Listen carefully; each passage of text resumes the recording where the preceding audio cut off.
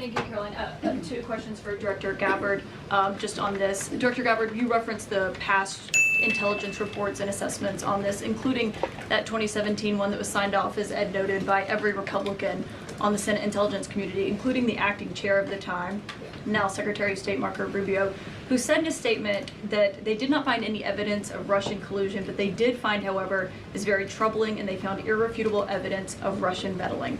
One, are you saying that he's wrong in that statement that he made then? And secondly, what would you say to people who believe that you're only releasing these documents now to improve your standing with the president after he said that your intelligence assessments were wrong? Well, first, I want to correct something that you stated, which was citing the Senate Intelligence Committee's report as being one and the same. I think you said the intelligence community. The Senate Intelligence Committee has a very different function than the Office of the Director of National Intelligence. The evidence and the intelligence that has been declassified and released is irrefutable. I'm going to let Caroline speak to Secretary Rubio. I'll speak to both questions. First, on Secretary Rubio, he put out a statement in 2020 following that Senate Intelligence Committee report, and he said what they found is troubling. We found irrefutable evidence of Russian meddling, which the Director of National Intelligence just confirmed for all of you, that Russia was trying to sow distrust and chaos. But what's the outrage in this that Secretary Rubio did not say at the time, the Democrats were saying at the time, is the fact that the intelligence community was concocting this narrative that the president colluded with the Russians, that the president's son was holding secret meetings with the Russians, all of these lies that were never true. And he also said at that time, we discovered deeply troubling actions taken by the FBI under Comey, particularly their acceptance and willingness to rely on the Steele dossier without verifying its methodology or sourcing. The Steele dossier that many outlets in this room ran as the gospel truth, and it was cooked up and paid for by the Clinton campaign. As for your second question, Caitlin, I think, who is saying that she would release this to try to boost her standing with the president? Who has said that? Well, the president has publicly undermined her when it came to Iran. He said she was wrong. He told me that she didn't know what she was talking about. That was on Air Force One on camera. The only people who are suggesting that the Director of National Intelligence would release evidence to try to boost her standing with the president are the people in this room who constantly try to sow distrust and chaos amongst the president's cabinet, and it is not working. I will just answer your question directly. I am with the President of the United States every day. He has the utmost confidence in Director Gabbard. He always has. He continues to, and that is true of his entire cabinet, who is all working as one team to deliver on the promises this president made. Over the past few days, Director of National Intelligence Tulsi Gabbard has unveiled shocking new evidence that former President Barack Obama and top aides in the Obama administration conspired to subvert President Trump's 2016 election victory and undermine the democratic will of the American people. While publicly pretending to engage in a peaceful transfer of power, in private, former President Obama went to great and nefarious lengths to try to sow discord among the public and sabotage his successor, President Trump. The new evidence released by the Director of National Intelligence, who is here with me today, confirms that the Obama administration manufactured politicized intelligence, which was later used as the justification for baseless smears against President Trump in an effort to try to delegitimize his victory before he even took the oath of office. The truth is that President Trump never had anything to do with Russia, and the Russia collusion hoax was a massive fraud perpetuated on the American people from the very beginning. And the worst part of this is Obama knew that truth, and so did all of the other corrupt officials involved in this scam, including former CIA Director John Brennan, former Director of National Intelligence James Clapper, former FBI Director James Comey, former Deputy Director Andrew McCabe, and many others. The stunning revelations that we are releasing today should be of concern to every American. This is not about Democrats or Republicans. This has to do with the integrity of our democratic republic and American voters having faith that the votes cast will count.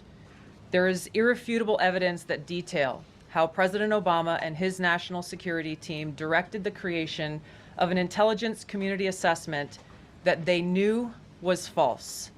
They knew it would promote this contrived narrative that Russia interfered in the 2016 election to help President Trump win, selling it to the American people as though it were true. It wasn't. The report that we released today shows in great detail how they carried this out. They manufactured findings from shoddy sources. They suppressed evidence and credible intelligence that disproved their false claims. They disobeyed traditional tradecraft intelligence community standards and withheld the truth from the American people. In doing so, they conspired to subvert the will of the American people who elected Donald Trump in that election in November of 2016. They worked with their partners in the media to promote this lie, ultimately to undermine the legitimacy of President Trump and launching what would be a years-long coup against him and his administration. We're here today because the American people deserve the truth, they deserve accountability, and they deserve justice. Two questions, but to begin on that. The president yesterday, you've inferred that the former president helped lead a coup. Based on what you now see, do you believe President Obama is guilty of treason? I'm leaving the criminal charges to the Department of Justice. I am not an attorney, but as I've said previously, when you look at the intent behind creating a fake manufactured intelligence document that directly contradicts multiple assessments that were created by the intelligence community, the expressed intent and what followed afterward can only be described as a years-long coup and a treasonous conspiracy against the American people, our republic, and an attempt to undermine President Trump's administration. The Senate Intelligence Committee spent several years looking into this and unanimously agreed in a bipartisan fashion, Secretary of State Rubio was a member of that committee, that there was no political interference.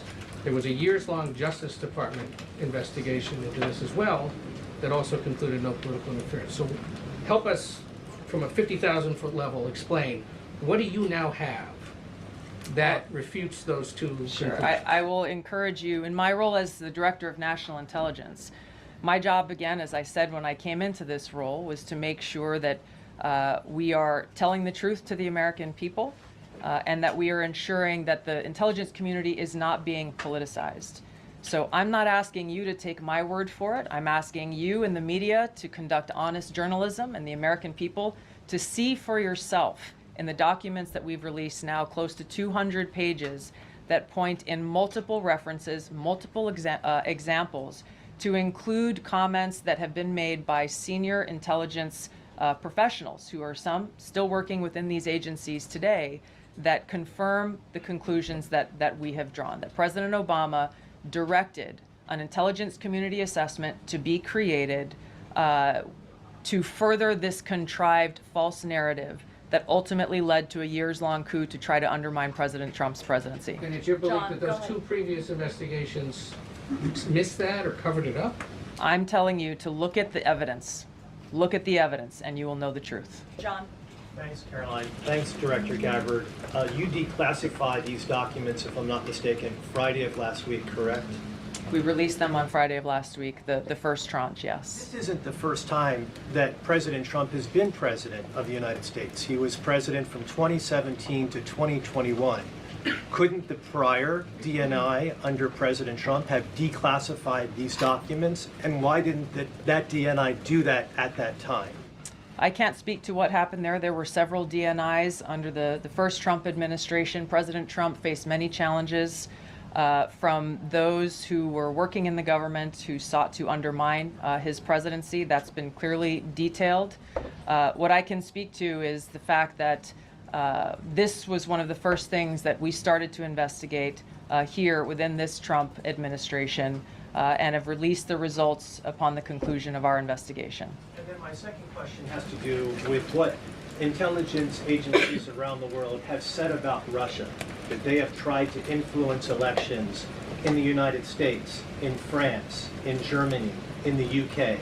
Do you disagree with that? Do you believe that Russia is a bad actor as it relates to trying to influence elections? I'll point back to the intelligence that President Trump has ordered declassified, that we have declassified and released, that the intelligence reflects Russia's motives were to try to sow discord and chaos within the U.S. election, which is a clear distinction from showing a preference for or against a specific candidate, which is what the Obama manufactured intelligence document alleges, that Russia preferred Donald Trump and tried to help Donald Trump get elected. Again, going back to the most important point here, with the intent to undermine the legitimacy of President Trump's election and therefore subvert the will of the American people who chose to send him to the White House. Reagan.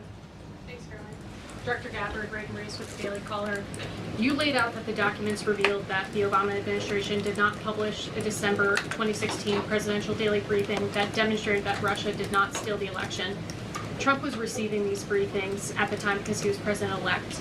Are you of the view that that information was kept out of the briefing because then President-elect Donald Trump would have seen it?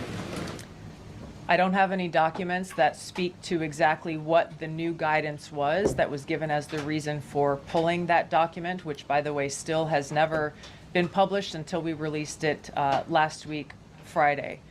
One could assume that they didn't want President Trump to see a document that came from the intelligence community that would contradict the Russia hoax narrative that began through the Hillary Clinton campaign with the Steele dossier. One more, maybe either for you or Caroline. The president said yesterday that Obama committed treason. Do you or the White House believe that the Supreme Court's immunity decision protects Obama from prosecution? Look, I can speak to the president's feelings on this matter. He spoke to all of you yesterday in the Oval Office, but I also spoke to him about this morning. And he wants to see all those who perpetuated this fraud against our country, who betrayed our country and the Constitution, to be thoroughly investigated and held accountable. How do you respond to critics like former President Obama and also others on the Hill who say that the administration is conflating apples and oranges here, conflating allegations of actual hacking of voter machines and allegations of interference generally?